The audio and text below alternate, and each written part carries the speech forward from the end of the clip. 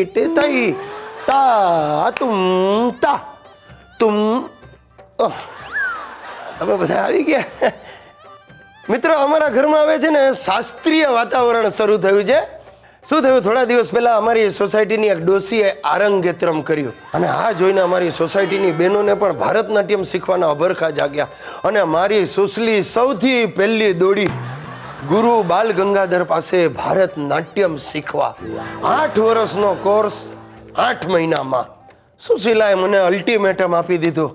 હવે હું ઘરમાં કોઈ કામ નહીં કરી શકું.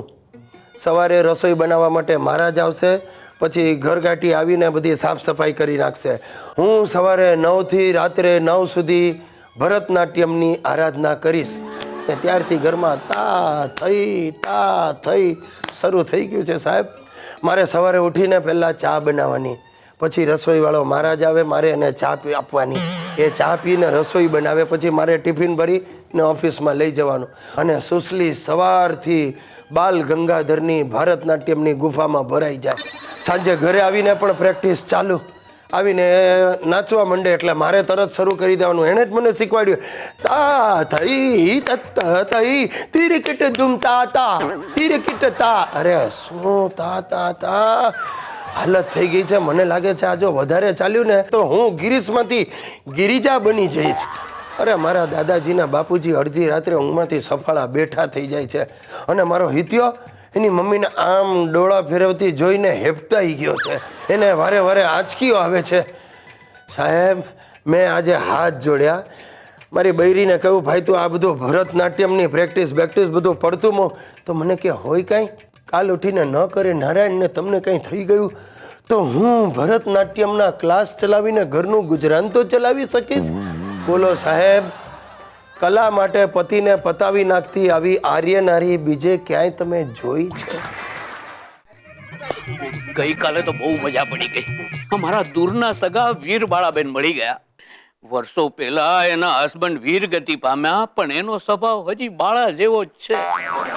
શું છે કે મને પણ સાહિત્યમાં રસ, એને પણ સાહિત્યમાં રસ, એટલે મળી ગયા લાઇબ્રેરીમાં. અને પછી ત્યાંથી ગયા સીધા વનવાળી વાંકાની પોળમાં પાણીપુરી ખાવા.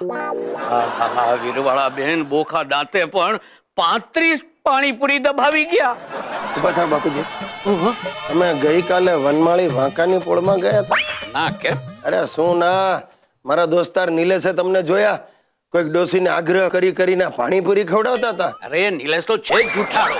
અરે આ જમાનામાં કઈ ડોસી મારી હારે પાણીપુરી ખાવા નવરી છે? એ નવરી તો કોઈ ના હોય, પણ તમારા દુરાગ્રહ સામે કોક બેચારી નબળી પડી જાય એટલે તું મારા પર શંકા કરે છે? હા કરું છું. આજે સવારે કોક વીરબાળા બેન નો ફોન હતો. એ કોણ? એ મારા કલ્ચરલ ફ્રેન્ડ છે. કલ્ચરલ ફ્રેન્ડ એટલે શું? એટલે શું છે કે અમે બંને એકબીજા સાથે કવિતાની આપલે કરીએ છીએ. તમે ને કવિતા? અરે આજે જ કવિતા લખી છે, સાંભળ. ભવસાગરમાં ભટકી રહી છે એક અટુલી બાળા, લંબાવ્યો છે હાથ મારો લે, પકડી લે વીર બાળા, આવજે. નક્કી મારો ખૂંસટ બાપો કામ કરે છે કાળા. હું પણ કવિતા કરવા લાગ્યો.